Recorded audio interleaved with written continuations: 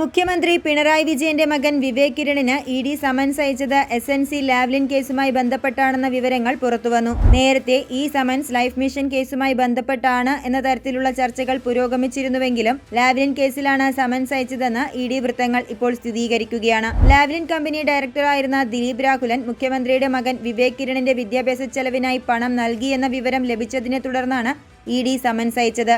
ലാവ്ലിനിൽ നിന്ന് വിദ്യാഭ്യാസത്തിനായി പണം ഈടാക്കിയെന്നതാണ് ഈ സമൻസിൽ പ്രധാനമായും പറയുന്നത്. 2023 ഫെബ്രുവരി 14 രാവിലെ 10:30 ഇഡിയുടെ കൊച്ചി ഓഫീസിൽ വിവേക് കിരൺ ഹാജരാകണം എന്നായിരുന്നു ഇഡിയുടെ സമൻസ്. ദിലീപ് രാഘുലൻ പിണറായി വിജയന്റെ മകന്റെ യുകെയിലെ വിദ്യാഭ്യാസത്തിനായി വലിയ തുക ചെലവഴിച്ചു എന്ന ഒരു മൊഴി ECIRൽ രേഖപ്പെടുത്തിയിട്ടുണ്ട്.